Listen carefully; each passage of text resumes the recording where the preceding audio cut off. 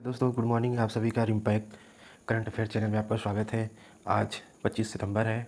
आज हम 25 सितंबर के करंट अफेयर को डिस्कस करेंगे। उसके पहले हम कल के रिवीजन को देख लेते हैं। तो अगर आप चैनल पर नए हैं तो चैनल को जरूर सब्सक्राइब करें। वीडियो देख तो लेते हैं यार, लेकिन आप लाइक नहीं करते हैं। वीडियो को लाइक करें। तो चलिए शुरू करते हैं। भारत का पहला डुगोंग कंजर्वेशन रिजर्व तमिलनाडु ने अप्रूव किया है। पहला डुगोंग कंजर्वेशन रिजर्व कहाँ बना है, कहाँ मंजूरी मिली है? तमिलनाडु में। प्रोजेक्ट सारस क्या है? प्रोजेक्ट सारस इजराइल एम्बेसी का एक प्रोजेक्ट है जो महिलाओं से जुड़ा हुआ है। प्रोजेक्ट सारस। झूलन गोस्वामी ने अपना आखिरी मैच कहाँ खेला? लॉर्ड्स में खेला। किसके खिलाफ खेला? इंग्लैंड के खिलाफ खेला। ICC T20 मेंस रैंकिंग में पहले स्थान पर कौन बने हैं? मोहम्मद रिजवान, जो कौन किस देश के हैं? पाकिस्तान के बल्लेबाज हैं। माया नामक एक जंगली आर्कटिक भेड़िए की कॉलोनी किस देश ने बनाई है? तो चीन ने बनाई है। पहली फ्लोटिंग प्रदर्शनी कहाँ पर लगी? तो इम्फाल में लगी। अगर इम्फाल नहीं दिया होगा तो लोकटक झील दिया होगा, तो याद रखें। ये भारत की ओर से ऑस्कर 2023 के लिए बेस्ट इंटरनेशनल फिल्म कैटेगरी में शामिल होने वाली फिल्म कौन बनी? छेलोसो। वोलेरी पालाकोव कौन है अंतरिक्ष में सबसे अधिक समय तक रहने वाले, जिनकी हाल ही में क्या हुई है? मृत्यु हुई है। वोलेरी पालाकोव। ADB ने भारत की विकास दर GDP को कितना रहने का अनुमान लगाया है? 7%। मोस्ट इंपॉर्टेंट है, इससे क्वेश्चन बनते हैं।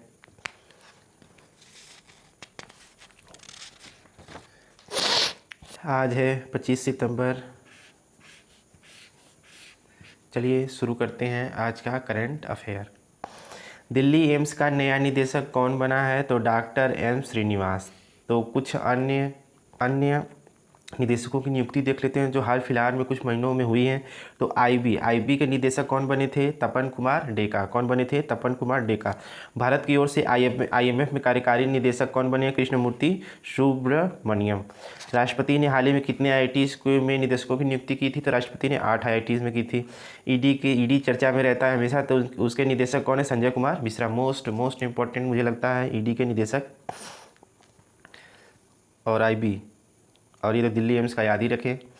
किसने इंडिया बुक ऑफ रिकॉर्ड में सबसे कम उम्र में दुनिया के सबसे अधिक देश घूमने का रिकॉर्ड बनाया है? तो ये ग्वालियर की है परिजा खान। इनकी उम्र 5.5 साल है। इन्होंने अब तक 44 देशों के 110 शहरों की सैर कर ली है। याद रखिए परिजा खान। कहाँ किस राज्य से? MP। जापान के पूर्व प्रधानमंत्री शिंजो आबे के राजकीय अंतिम संस्कार में भारत की ओर से कौन भाग लेगा? तो प्रधानमंत्री नरेंद्र मोदी। यह जो अंतिम संस्कार है कब होगा? ये 27 सितंबर को होगा। ऐसे ही एलिजाबेथ द्वितीय के फ्यूनरल में भारत की ओर से किसने भाग लिया था? तो हमारे राष्ट्रपति मुर्मू जी ने भाग लिया था। वैश्विक स्वास्थ्य एवं खाद्य सहायता के लिए किस फाउंडेशन ने 1.7 अरब डॉलर देने की घोषणा की है? 1.7 है, 17 नहीं है। वैश्विक स्वास्थ्य एवं खाद्य सहायता के लिए किस फाउंडेशन ने 1.7 अरब डॉलर दिए? Bill and Melinda Gates foundation. याद रखें बिल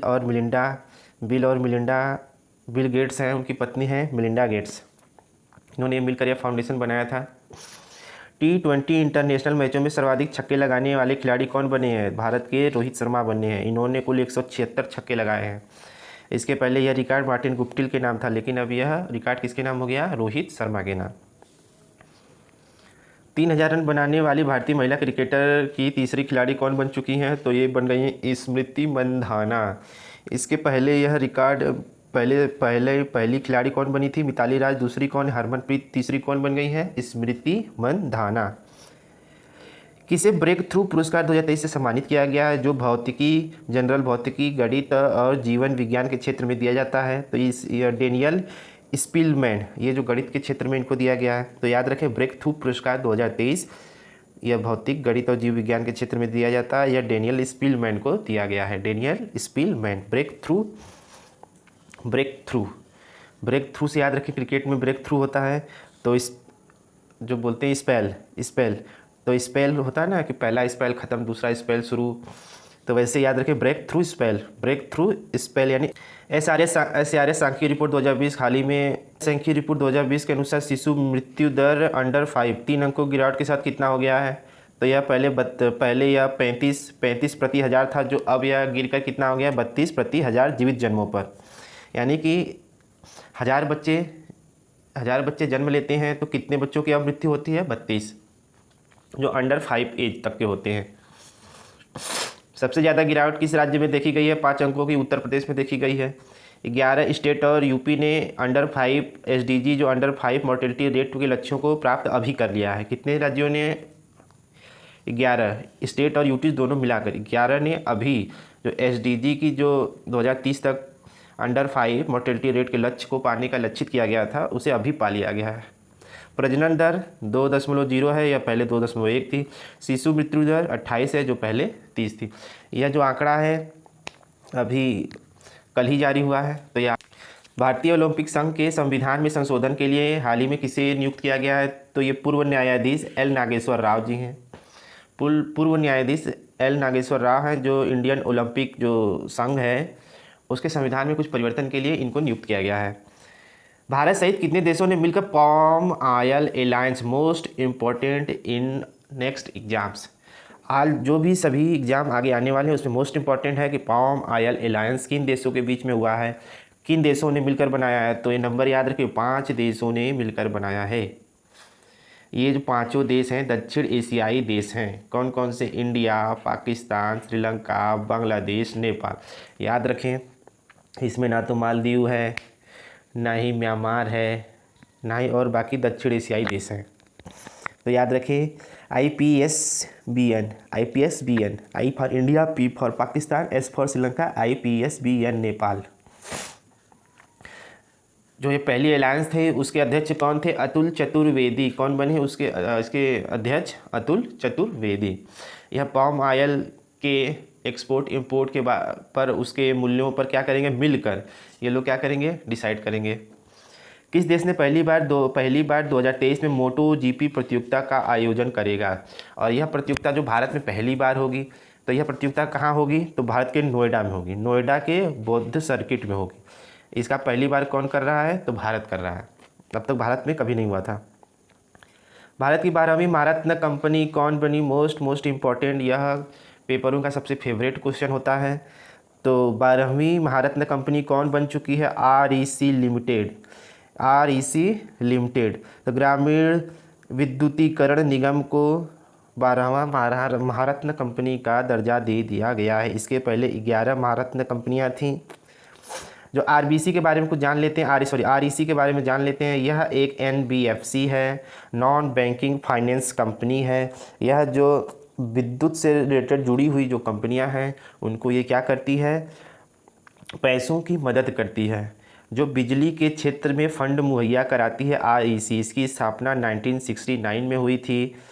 वित्त विभाग, अब बात आती है कि जो ये महारत्न कंपनियों का दर्जा कौन देता है? तो यह वित्त विभाग नहीं, ये वित्त मंत्रालय है।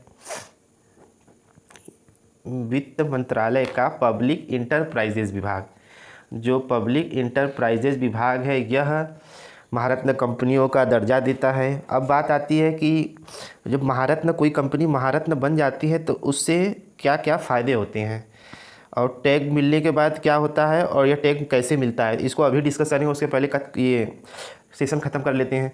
भारत ने हरे पौधा आधारित मांस उत्पादों की पहली खेप किसको निर्यात की है? यानी पौधों से निर्मित जो मांस का क्या किया जाता है? उत्पादन किया जाता है भारत में। तो उसकी जो पहली खेप है किसे भेजी गई है? अमेरिका में। ऐसा ही उत्पादन कौन करता है? एक गुड डॉट नामक कंपनी, आपने सुना भी होगा, जिसके ब्रांड एम्बेसडर कौन है? नीरज चोपड़ा। यह पौधों के आधारित ये क्या करते हैं? मांस का उत्पादन भी करते हैं। तो ये यहाँ से नहीं जोड़ना है, मतलब मैंने आपको जोड़कर बता दिया कि गुड डॉट भी एक ऐसी ही कंपनी है।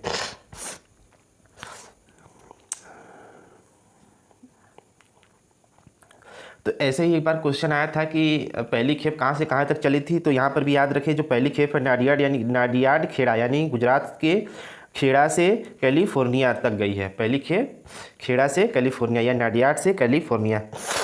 अब चलिए चलते हैं, देख लेते हैं। मोस्ट इम्पॉर्टेंट ये भी जानकारी आपको होनी चाहिए। एग्जाम में तो पूछेगा नहीं, लेकिन फिर भी ऑप्शन में आपको दे सकता है। तो कैसे मिलता है यह महारत्न का टैग, और क्या होता है मिलने के बाद? तो देख लीजिए, जो स्टॉक एक्सचेंज पर लिस्टेड हो, यानी कि महारत्न टैग पाने के लिए सबसे पहला होता है कि उसे किसी न किसी स्टॉक एक्सचेंज पर लिस्टेड होना चाहिए, जिसका सालाना टर्नओवर 3 साल का, जो पिछले 3 साल का होता है वो 25,000 करोड़ से अधिक होना चाहिए। 3 साल का उसका पूरा जो टर्नओवर हुआ है, जितना उसने ऋण लिया है, जितना उसने कमाया है, जितना उसने पाया है, उस मिलाकर उसका टर्नओवर 25,000 करोड़ से अधिक होना चाहिए। 3 साल में औसत नेटवर्थ 15,000 करोड़ से अधिक होना चाहिए। यहाँ पर एक शब्द का समूह देखें, नेटवर्थ। नेटवर्थ क्या होता है?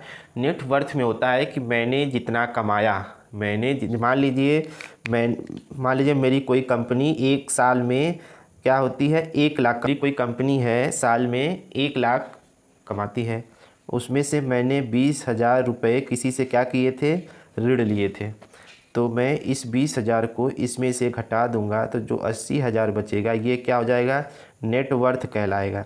यानी कि देनदारी को घटाने के बाद जो बचता है वो नेटवर्थ होता है। तो कितना होना चाहिए 3 साल में औसतन? 15,000 करोड़ से अधिक होना चाहिए।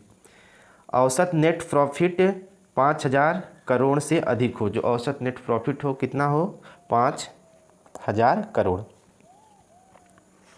जो प्रॉफिट होता है वो भी कितना होना चाहिए, 5,000 करोड़ से अधिक होना चाहिए, तभी यह महारत्न का दर्जा मिल सकता है। और इस REC लिमिटेड ने इस सबको क्रॉस किया है। REC का जो नेट प्रॉफिट था 10,000 करोड़ से अधिक का था। महारत्न टैग मिलने के बाद क्या होता है, 5,000 करोड़ या जो नेटवर्थ हो उस कंपनी का 15% किसी भी सिंगल प्रोजेक्ट में निवेश कर सकेगी। इसको जो वित्त से संबंधित जो फैसले होते हैं इसमें इसको अधिक स्वायत्तता मिल जाती है। यह जो 5,000 या जो इसका भी जो भी नेटवर्थ हो, जैसे 15,000 करोड़, किसी का 20,000 करोड़ होगा, तो अपना उसका 15% किसी भी एक सिंगल प्रोजेक्ट में पैसा लगा सकेगी, उसको दे सकेगी। वित्त फैसले लेने में बोर्ड को अधिक स्वायत्तता मिल जाती है। कंपनी देश या विदेश में मर्जर व अधिग्रहण कर सकेगी आसानी से। तो आज का सेशन यहीं पे समाप्त होता है। आपको सेशन कैसा लगा कमेंट करके ज़रूर बताएं। साथ साथ रिवीजन जरूर किया करें। आपको लिखने की ज़रूरत नहीं है, आप केवल इसको 1-2 बार वीडियो देख लिया करें। पहली बार पूरा देखें, दूसरी बार उसको फॉरवर्ड मोड में करके स्पीड को 1.5 1.75 करके केवल आप सुन लें, आपका रिवीजन भी हो जाएगा। आपको यह सेशन कैसा लगा कमेंट करके जरूर बताएं। कल मिलते हैं, धन्यवाद।